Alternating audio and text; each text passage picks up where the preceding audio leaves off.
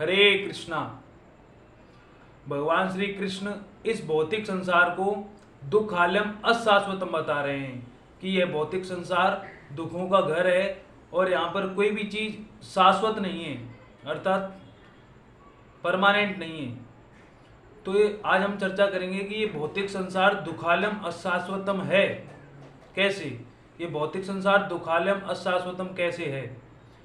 तो इस भौतिक संसार में जब एक बच्चा माँ के गर्भ में होता है तब से ही वो दुख पाना प्रारंभ करता है और जब उसकी मृत्यु होती है तब तक वो दुख पाता है।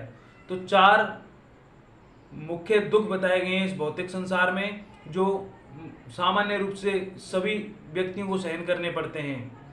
तो वो 4 दुख हैं: जन्म, मृत्यु, जरा, व्याधि, दुख, दोष, अनुदर्शनम।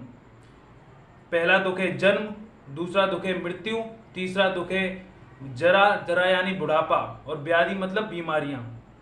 तो जन्म, मृत्यु, जरा, व्याधि, दुख कैसे हैं इस भौतिक संसार में।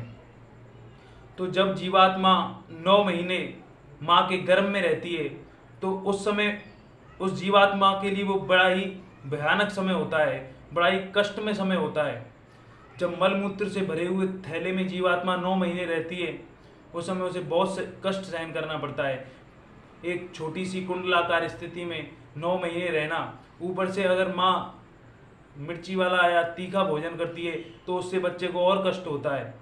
तो जन्म तो सभी का होता ही है, इसलिए मुख्य रूप से जन्म का दुख तो सबको भोगना ही पड़ता है। जन्म तो ये एक दुख है जन्म का। तो जब माँ के गर्भ में जीवात्मा होती है तो उस समय उसे अपने पूर्व जन्म की सारी बातें याद रहती हैं और उस समय वो प्रभु का स्मरण करता है माँ के गर्भ में, और उसे ये पता होता है कि मैं अपने किस कर्म की वजह से इस गर्भ में आया हूँ। तब प्रभु से वो प्रार्थना करता है कि हे गोविंद, हे कृष्ण, मुझे इस गर्भ से निकालो और यहाँ से बाहर निकलने के बाद मैं आपकी ही भक्ति करूँगा, आपका नाम जप करूँगा और इस जन्म मृत्यु रूपी संसार से, दुखालय से मुक्त हो जाऊँगा। तो माँ के गर्भ से बाहर निकलने के बाद माँ बाप की जिम्मेदारी होती है कि बच्चे को उसकी आध्यात्मिक स्थिति के बारे में बताएं कि उसे मनुष्य जीवन क्यों मिला है और उसके जीवन का लक्ष्य क्या है। परंतु जब माँ बाप को ही जीवन के लक्ष्य के बारे में नहीं पता है तो उसे वो गर्भ से जब बच्चा बाहर आता है, बाहर निकलने के बाद उसे और उलझा देते हैं। तो जन्म का ये पहला दुख है। दूसरा दुख है मृत्यु। तो हमारे शरीर में 9 द्वार हैं। तो मरते समय जो मैं हूं आत्मा 9 द्वारों में से किसी एक द्वार में से होकर बाहर निकलता है। तो जिस द्वार से आत्मा बाहर निकलती है उस द्वार की गति बहुत ही दुर्गति हो जाती है, उस द्वार की बहुत बुरी स्थिति हो जाती है। तो मरते समय बताया गया है कि जब 40,000 बिच्छू एक साथ मिलकर एक जगह पर डंक मारें, इतना दर्द होता है मरते समय। तो मृत्यु चाहे कैसी भी हो, तो ये मृत्यु का दुख सबको सहन करना ही पड़ता है। लेकिन इसमें स्थिति अलग अलग है। जो संसारिक लोगों की मृत्यु होती है, जो भगवान की शरण में नहीं है, उनकी जब मृत्यु होगी तो उनको ये दुख सहन करना पड़ेगा। परंतु जब भगवान के भक्त होते हैं वो इस दर्द को सहन नहीं करते। क्यों? क्योंकि भगवान के जो भक्त होते हैं उनकी जो आसक्ति है वो भगवान से होती है हमेशा। वो हमेशा उन्हीं का स्मरण करते हैं। वो इस शरीर में रहते हुए भी शरीर से आसक्त नहीं रहते। तो जो व्यक्ति अपने शरीर से जितना अधिक आसक्त होगा उसे मरते समय इस शरीर को छोड़ने पर उतना ही दुख होगा। क्योंकि भक्त इस शरीर से अनासक्त रहते हैं, केवल इस शरीर के माध्यम से इस शरीर को भगवान की सेवा में लगाते हैं, इंद्रियों को। तो इसलिए मरते समय भगवान के भक्तों को इस दुख का सामना नहीं करना पड़ता है। एक उदाहरण के द्वारा इसको समझते हैं। जैसे एक बिल्ली है, बिल्ली जब चूहे के बच्चे को अपने मुख में लेकर जाती है तो उस चूहे के बच्चे की स्थिति अलग होती है, उसकी गति अलग होती है।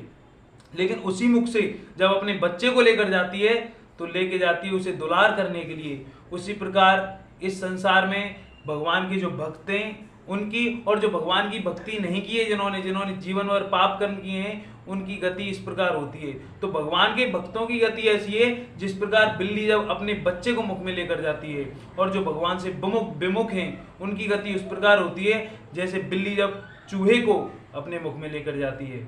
तो ये दूसरा दुख है मृत्यु का। तीसरा दुख है जरा। जरा यानी बुढ़ापा। बुढ़ापे में व्यक्ति की इंद्रियां काम करना छोड़ देती हैं, इंद्रियां निष्फल हो जाती हैं, आंखों से दिखाई नहीं देता, कानों से सुनाई नहीं देता। इस प्रकार व्यक्ति को बुढ़ापे में अनेक प्रकार के कष्टों का सामना करना पड़ता है। तो तीसरा दुख है बुढ़ापा। चौथा दुख है व्याधियां। व्याधि अर्थात बीमारियां। मनुष्य तरह तरह की बीमारियां सहन करता है, शारीरिक रूप से कष्ट पाता है। ये भी एक दुख है जो मनुष्य को सहन करने पड़ते हैं। तो ये हो गए 4 मुख्य दुख। इसके बाद 3 और तरह के और दुख होते हैं जो मनुष्य सहन करते हैं। पहला है आधिभौतिक क्लेश, दूसरा आधिदैविक क्लेश, तीसरा होता है आध्यात्मिक क्लेश। आधिभौतिक क्लेश होता है जो हमें इस संसार में लोगों के द्वारा मिलता है। किसी ने हमारे ऊपर केस कर दिया, कोई हमारी चुगली कर रहा है, कोई हमारी बुराई कर रहा है, तो हमें अड़ोसी पड़ोसियां व्यक्तियों के द्वारा दुख दिए जाते हैं, उन्हें आधिभौतिक क्लेश बोलते हैं। दूसरा होता है आधिदैविक क्लेश।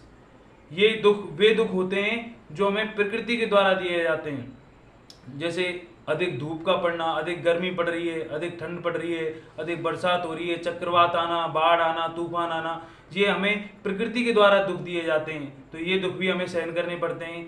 इनको बोलते हैं आधिदैविक क्लेश। और एक होते हैं आध्यात्मिक क्लेश जो हमारे काम, क्रोध, लोभ, मद, मत्सर्य के द्वारा हमें मिलते हैं। तो अगर हम अपने मन को भगवान की सेवा में नहीं लगाते हैं तो हमारा ही मन हमारा दुश्मन बन के हमें इस संसार का चिंतन कराता है और बाद में हमें दुख प्रदान करता है। तो मुख्यतः ये 7 तरह के दुख हैं जो जीवात्माएं इस भौतिक संसार में रहते हुए सहन करती हैं। जन्म, मृत्यु, जरा, व्याधि, आधिभौतिक क्लेश, आधिदैविक क्लेश एवं आध्यात्मिक क्लेश। हरे कृष्णा।